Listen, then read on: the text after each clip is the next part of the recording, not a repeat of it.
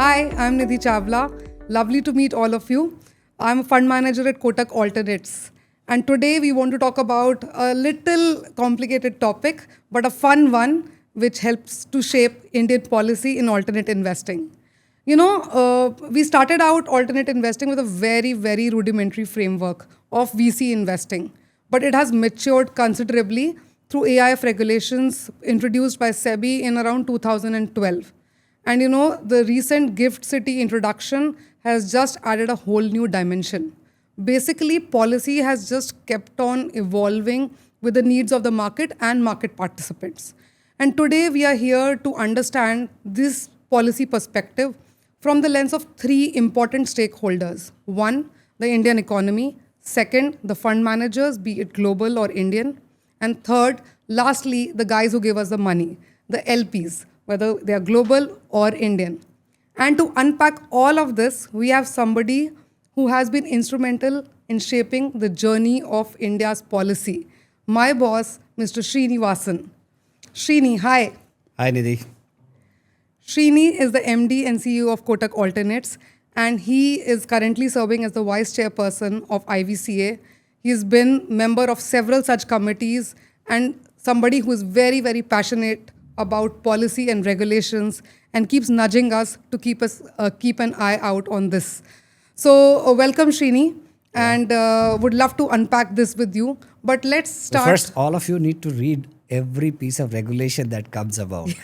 Because I always hold this quiz, as you know, whenever something new comes about, so that every one of you is on top of these new regulations. Yeah, I know. Anyway, happy to have this chat with Guilty you. as charged, Srini. Guilty as charged. In fact, the recent one which came out on co-investments, I know you held us to task on how it went and what it means for us. So, Srini, let's look at a slightly bigger picture, India needs a lot of capital. We have a tall order of hitting about $35-40 trillion of GDP by around 2047. And that cannot be done just with public funding, right? We need a lot of private funding, and government realizes that, rightly so. There is a lot of FDI regulations being done. There is a lot of AIF regulations being done. In fact, India itself has launched its own sovereign fund of funds, thematic funds for R&D. If we have to use policy as a tool to shepherd this money towards our national goals, such as infrastructure, sustainability, innovation, how should we use this? Look, I think, as you rightly said, the stakeholders, particularly the government, is acutely aware that we need to do much more to make sure that we have the right kind of capital that goes towards what I call as the Viksit Bharat goals. But like you rightly said, there are many initiatives for, let's say, space, defense, biotech, deep tech, and so on.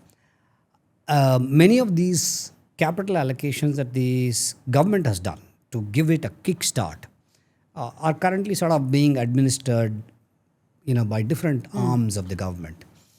And as practitioners, one of the challenges is that these are all fluid things, and you need to have the ability to move from one and the other, and a sort of a common policy needs to shape how the good intentions of allocating capital can ensure that it is actually going into the purposes for which it is meant for. Today, I think there are challenges with regard to that. I think the second aspect of it is that the ambition that you laid out in terms of the GDP size that we have, regulatorily and from a DNA point of view, we have not had the ability to think scale. We are now in an era where everything that we need to do, we need to plan, execute, think, scale in what we do. If we can't put capital to work at scale, if we can't have certain kinds of industries and certain kinds of businesses at scale, we are not going to be competitive as a nation. What China has been able to do is exactly that. Everything is at scale, whether they were building rail networks, whether they were building residential development, logistics, warehousing, and just capital. Right? We are not thinking that way. We are being very incremental in our approach. I think that's one big change that is required. a lot of what you said in terms of new changes, whether it is AIF regulation updation or Gift City, great, positive, but we are now into an era where geopolitics is changing the way the world is going to operate, and we got to reinvent ourselves. Absolutely, Srini. And scale, I think that is a very, very big, tall order. And in fact, when I was doing certain company visits, now the scale at which they are thinking and the way they plan their, manufacturing capacities, it's immense. I think that is coming in, and thankfully the government is also thinking about this and nudging them in the right direction. Talking about these policies, and they are doing, they tend to go, 2 steps ahead, but sometimes, a half a step back also happens, through policy flip-flops. Sometimes, they will take a stance where an entire industry is wiped out. Let's say online gaming, right? Or for example, judgments are passed which kind of put an entire framework in question. That kind of sends very mixed signals to the investors. What do you think about that? How should we be building trust with the investors and giving them confidence in our policy? I think it's a great question because this is one of the most common issues that I have heard investors asking us when we go to raise money. And I think I've also heard this as a question that is posed to in various fora with government and other stakeholders. We've had a history of having, as you said, 2 steps forward and 1 step back. The Bush and Steele judgment by the Supreme Court, which has now fortunately been overturned by the Supreme Court themselves. Or, in the previous era, we had this, Vodafone judgment, which was essentially quite damaging from a policy flip-flop point of view. There is a big question mark with regard to can we follow through on our intention. I think the government has great positive intention, and some of these flip-flops put doubts in the minds of investors. So we need to be clear in terms of how we want to implement the intent behind the regulation and the actual action behind the regulation. So when government talks about reforms 2.0, for example, I would be very glad if they pick, let's say, the top 5 issues that most investors come to them with and slay the problem once and for all.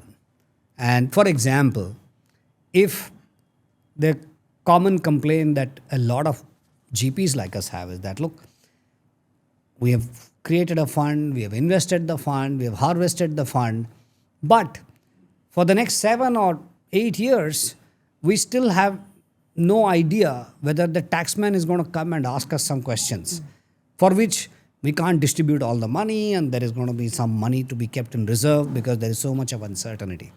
I think in a digital era where we can, assess particularly the large capital providers on a fast track basis, if the government were to turn around and say, okay, for all the funds that are going to be domiciled here in India or in Gift City, we will complete assessments within the first 3 years, and after that, no questions asked. It will be a great statement of intent. I think these are some of the operational and nitty-gritty issues which have a greater negative impact than they ought to have from a perception point of view. I'm going to pick up on something which you said, Srini, the intent of the law. Public markets are under a lot of scrutiny. There's a whole lot of governance, regulatory guardrails under which they operate. Private markets, not so much.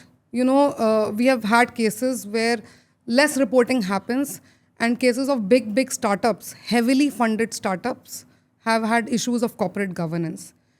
This is all because the governance is supposed to be light, the data requirements is supposed to be light. But if we are supposed to keep it light to enhance a lot of money coming in, sometimes these regulations are also abused. Let me take, for example, AIF regulation, which allows you to be a qualified institutional buyer and be an anchor in the IPO. That at some point was being misused by certain people who couldn't be normally QIBs in par for course. And this kind of happens. So what is a fine line between, not over-regulating, but also ensuring the intent of the law is followed? I think you hit the nail on the head. There are 2 or 3 things. One is when regulations are made or not made to give let's say, a particular new idea to, form roots, so to speak. For example, the gig economy. The gig economy started because a bunch of very entrepreneurial entrepreneurs started experimenting with new business models. So up to a certain point in time, the gig economy was not really interfered from a regulatory point of view. But as it becomes larger, as it becomes bigger and has a greater number of stakeholders in it, then the regulator or the government would step in to frame some rules of the game. And so is the case. Originally when the venture capital fund regulations came in, for example, there was no rules with regard to, what do you mean by a venture capital or a startup. The only rule at that time that was present was under the Companies Act, you cannot do private placement to more than X number of investors. And therefore, but we evolved with time. We had the venture capital fund regulation. It was overhauled. We had the alternative investment fund regulations. I have been saying that it's time to overhaul that because it's already more than 15 years old. So maybe we will get there on that as well. But I think the issue that you are raising is that government and regulators can form regulations with the best of intentions. But the people who operate under those regulations must equally have the best of intention to follow the spirit of the regulation, not just the letter of the regulation. I think the examples that you talked about, and there are many other such situations where in a relaxed regulatory framework, an extreme interpretation of the regulation and then trying to be too cute about it is not something that any government anywhere in the world is going to tolerate. Unfortunately, we've had those kind of situations in a number of cases in India. And I want to say something controversial here, which is the people who advise these investors to make aggressive assumptions or what I would like to call as cute interpretation of the regulations are the various advisory firms in India. The very firms that investors trust for their transparency, integrity, etc. They go and advise these investors to follow a particular structure or implement a particular plan, which they know very well that it is not in the spirit of the regulation, but they just want to sound too clever and give them an idea which nobody else seems to have given them.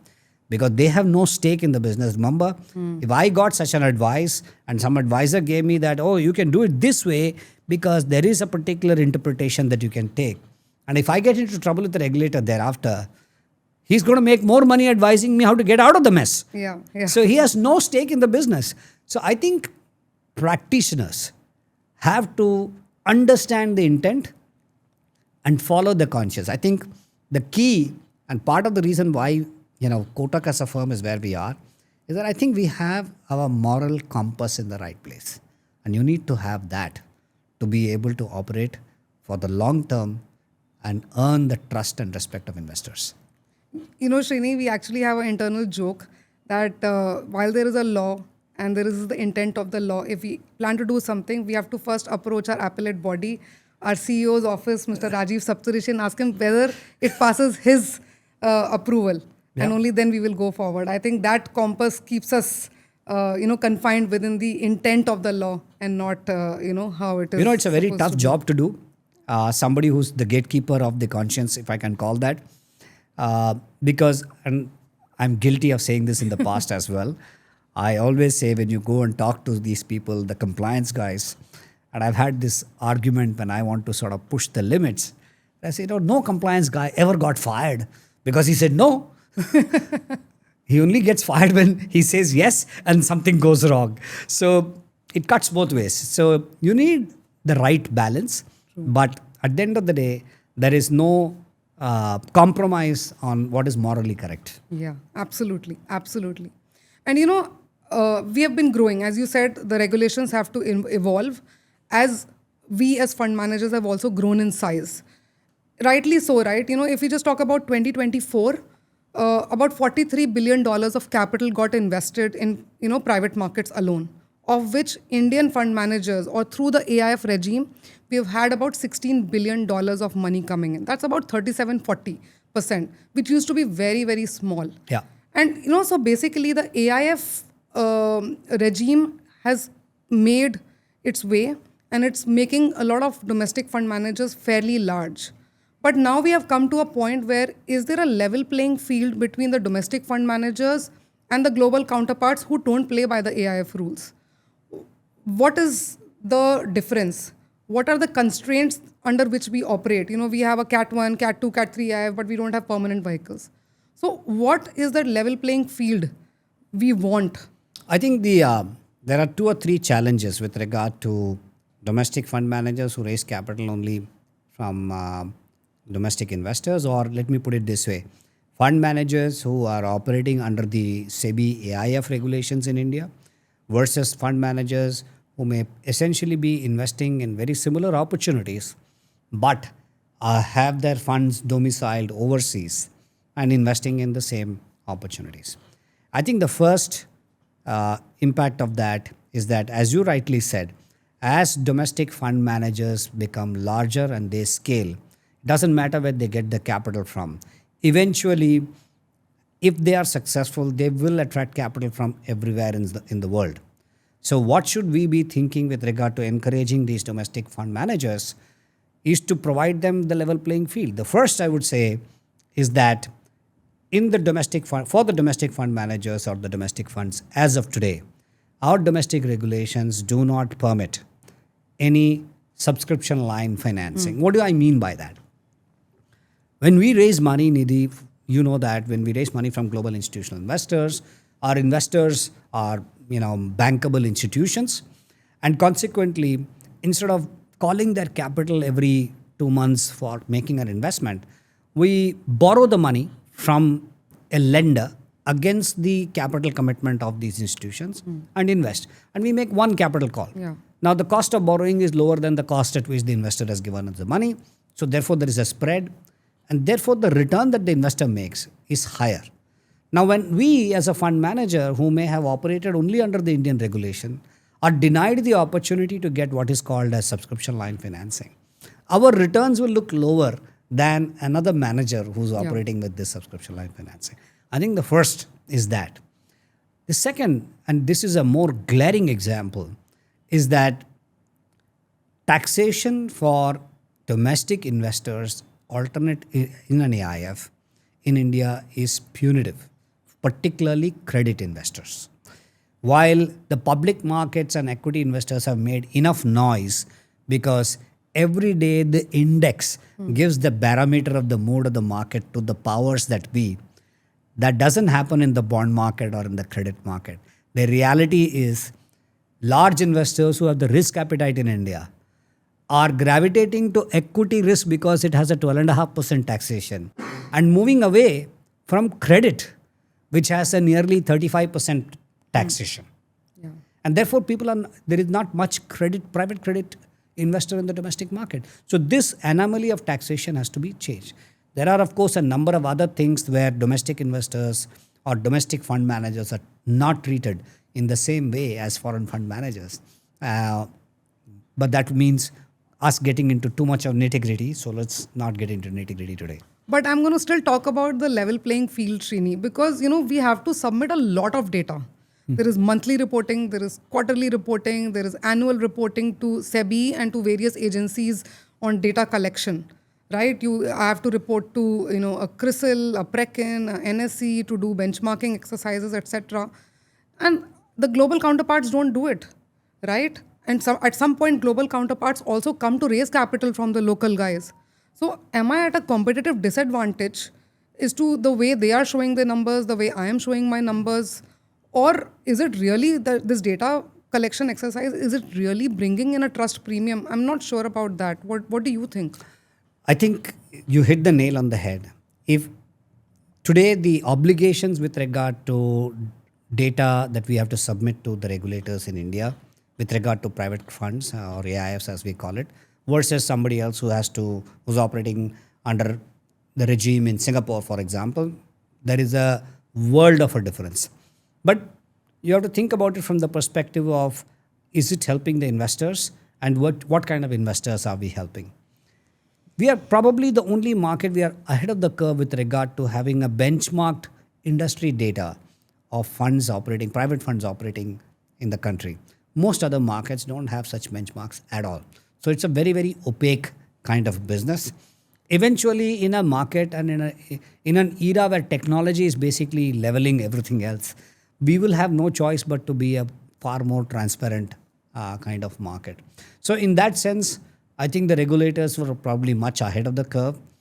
To your point, if you are a foreign fund manager, never operated in India, but you want to raise money from the Indian market, but you want to probably talk about your track record, the answer to that would be they cannot. And they should not be allowed to. Because if you are operating, then you submit the data of your track record to the regulator here and to the independent agency. And then if your performance is good enough, why not? But today they are not obligated to do that. And that is certainly an additional administrative burden on domestic fund managers. Yeah, and I definitely hope the regulator listens to this, because at the end of the Well, day, they have done something in the form of what we call as LVF or large value funds, and very recently they have just relaxed the norms further for large value funds, which has a slightly lesser touch, a lesser intensity of reporting, but all the same, it's much more than what is there in other parts of the world. Yeah. Let's go a little west, Srini, to Gift City. No, Gift City was launched to, provide a framework to make our fund managers globally competitive, right? But at some point, it has started becoming, a way to bypass certain regulations which cannot be done in India. So, is it really providing, or is it truly serving its purpose of providing us a competitive place to operate, or is it just a regulatory, escape hatch? I don't think it's a regulatory escape hatch in the sense. I would say that the intent behind Gift City was to make India a preferred domicile for funds to operate from and become a gateway for driving more capital into India. I know that there are a number of others who think that it's also a gateway for taking capital out of the country, but I'm not sure whether the policymakers are entirely on the same page. Having said that, the challenge with Gift City, and they've done a fantastic job so far to try and remove operational glitches that one may have, and there are still very many because there are three underlying regulations under which it operates. One is what is originally called the SCZ regulation. Now, SCZ regulations were framed with the intent of setting up manufacturing facilities and so on, import of goods and export of goods and so on and so forth. A lot of that is really not relevant for financial services, but some of those nitty-gritty rules come in the way of operational ease of doing business. All of this is aware with the authority, and they're doing their best to try and resolve that. I think the second I would say is that at the end of the day, it is Gift City, but it is still in India.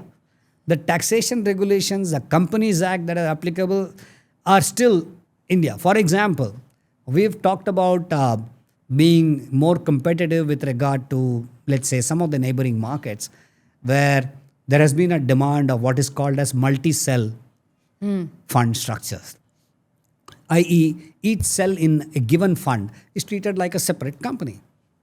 There is no such provision under the Act in India. So, from an income tax point of view, or no such provision under the Income Tax Act or Companies Act. Right. So, you need to take a 360-degree view of all the things that goes on, because at the end of the day, you're still the same income tax scrutiny issue that we talked about, which may take 6 years, 7 years, whatever it may be. If you want to be competitive, you have to benchmark yourself with the markets with whom you are competing. If you are competing with any of the other domiciles where funds are domiciled, say Singapore or Luxembourg, then you do a benchmarking exercise and see how good you are. I think we're still a long way to go. Interesting. I'm going to shift gears now and moving on to our Annadata, our investors. I think that's a very important part of the conversations, and it's very difficult to understand what they are expecting. And you have been raising capital from global investors for years. right? 90% of our capital comes from global investors. And so, in your mind or in your perception, what do you think they think about AIF regulations? Does it really build a trust premium with them about this regulatory oversight by SEBI as a body? Or they think it will make us as fund managers more, slower in response or very, very constrained in the way we would structure our investments? What is your sense? I think you have two mixed opinions from LP based on that. One is obviously there are some people who think that this is just too restrictive, and most importantly, they are most worried about regulatory change, which we talked about earlier with regard to consistency of regulations, and they're also worried about domiciling it in India from a taxation point of view. I think between the tax guys and the lawyers, these two demons have really spooked investors in very many ways for doing stuff in India. And of course, lack of familiarity. It is still a relatively new set of regulations, and some actions which may be unintended can sort of spook investors. So we have had some instances of that in the past as well. So the short answer to your question is that when I am raising money, I am at the end of the day, as you said, in front of an Annadata. If the Annadata says that, you please get me a silver plate which is available in Singapore and not a steel plate which is available somewhere else, I will have to go by the Annadata's wish, because if I don't have the right plate, I'm not going to get any Anna in any case. So while we as champions of, let's say, Gift City or AIF regulations try our best to convince investors that this is the way to come through and this is the right route to do that, it is still an uphill task. And the reality of it is that it is far more complicated yet to set up in these vehicles as opposed to the speed with which one can set up in some of the other Right. jurisdictions. But I think the stance is softening. I think some of the larger institutions have started coming in directly into AIFs, as we have seen. Oh, Yeah. absolutely. For example, some of our investors who've been investing with us for over a decade now, they are totally familiar with this. They are comfortable. Some of these are sovereign wealth funds and pension funds. They have gone on to the next step of actually setting up their own funds in Gift City or in the AIF. So as the investor comes up the curve, comfort level builds up. But as I said, those are handful. The universe is much bigger. Yeah. Let's switch to a universe which is much larger, which is our local LPs. And that is a LP base we have to nurture, right? Still a lot of money can be raised, and a lot of our LP pools can be participating in this alternate investing. What do you think? Is it a issue of conservative risk appetite or not enough success stories of global counterparts being shared with them? What is the issue that, which is stopping them from investing in more and more in alternates of India? You have to divide the domestic LP base into two parts: the domestic institutions and the domestic family offices and HNI, as the case may be. Insofar as institutions are concerned, there is a challenge in some cases with regard to regulations. For example, if you take the National Pension Scheme, right, where currently you as an individual, if you are a subscriber to the NPS, you are expected as an individual to decide how much you want to allocate to an AIF. Now, it's not an industry that is easily understood, and it's not going to be top of your mind to do that in any case. So even if you did choose to allocate some part of your pension to be going into AIF, the mechanics of collecting that and putting it in is very, very cumbersome and very, very difficult. So the reality is the National Pension Fund Scheme is a non-entity insofar as providing capital to AIF is concerned. Same is the case with EPFO or LIC, for example. EPFO is the largest source of pension capital in the country.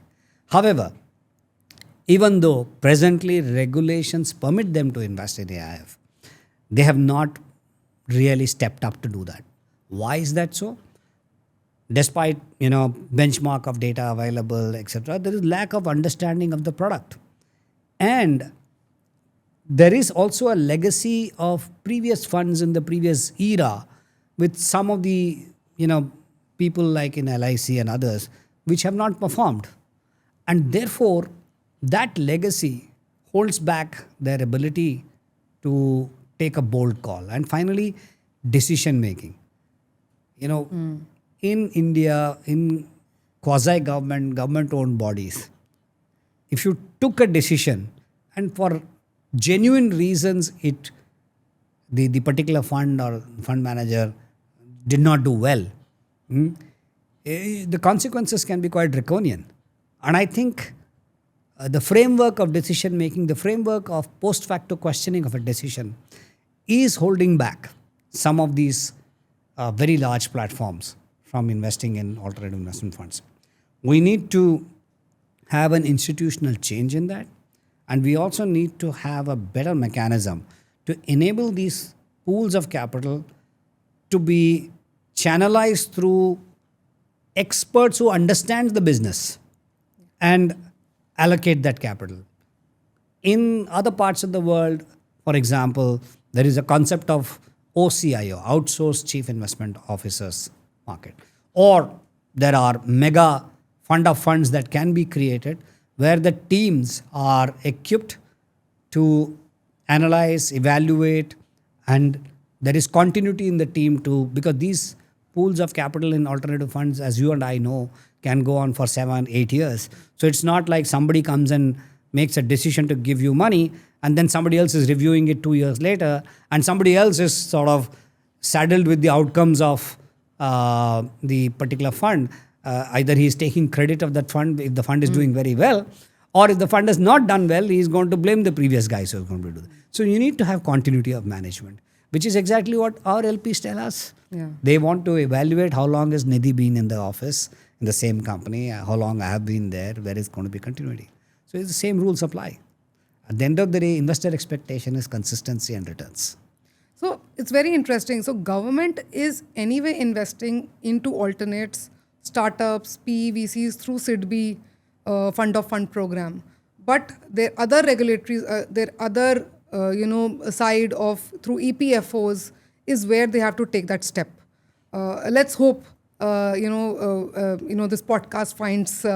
So all these arms, whether it is SIDBI, whether it is EPFO, whether it is NPS, or the various government departments who have allocated capital to various strategies, there has to be a common and consistent policy to make sure that the capital that is available is utilized in the most effective manner. India cannot survive without all of this capital enabling, and these are all risk capital. So if equity is available, debt will follow. Yeah, absolutely. And we don't want our return and growth story to be exported, right? Absolutely. We want to capture it in India. Which we are currently doing it. Yes, absolutely. Right. In fact, we have been talking about level playing field between the fund managers. And I would like to ask you about, is there a level playing field between domestic LPs and global LPs? Do you think there is, in terms of governance, in terms of, influence over the fund manager, are they equal? They are unequal only from the perspective of the size of capital that they currently manage, number one. And number two, they are probably unequal with regard to the number of years of experience of vintages that they have seen. They are probably still in the first cycle, at least the institutions in India. Global managers have seen this. And they've also seen through cycles when we had, let's say, the global financial crisis or Asian financial crisis. How did investment managers behave? What safeguards should you use, etc. So I think in that sense, the experience that global capital allocators have is a little bit more than the domestic guys. But they will learn very quickly if they are in the same pool of capital alongside, let's say, a global pension fund or a sovereign fund. And as they participate in what we call as investment advisory meetings, they will learn. And they will also tweak the language of the subscription documents that we sign to align with the learnings that they have. Interesting. So in the next segment, Srini, presume I'm a magic fairy and I have the ear of the PMO. If I were to grant you 3 wishes for each of our stakeholders, the Indian economy and the Indian LP and the Indian fund manager, what 3 policy changes would you recommend? Well, I truly wish that I really had this magic fairy in front of us and the PMO's ears. The first, I would say, for the Indian economy, we cannot get to where we want to if we can't get our act on infrastructure and infrastructure financing right. And I would say that we need to fix the risk perception on development risk of infrastructure, where both the domestic banks as well as international investors have been somewhat reluctant because the past experience on development has not been good. Many suggestions have been given. One of them was to create some kind of a infrastructure development risk guarantee corporation. So my wish would be that if we can enable that, we can get far more capital into infrastructure, and that's going to be the backbone on which we are going to build our Viksit Bharat. And what about for LPs and fund managers, Srini? I think as India domiciled fund managers, I would want a complete overhaul of the AIF regulations because, as I said, it's quite old. And secondly, and most importantly, we want a level playing field with international fund managers so that the funds and the returns that we generate can be pitched to global investors on the same footing that they would do. And there are a number of things that needs to be changed to be able to do that. And we and our policymakers must enable us to attract more capital towards India because for us, India is the only market. My funds invest only in India. I don't have the luxury of choosing some other country if something, macroeconomic factors change. And what can be done for Indian LPs? I think the biggest thing is to unshackle them and give them the comfort that you're dealing with very large amounts of money.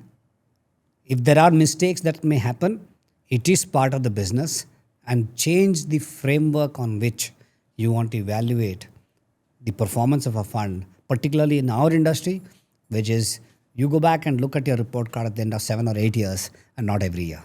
Yeah. No, absolutely, Srini. And if instead of thank you, I would have said tathastu and granted all your 3 wishes.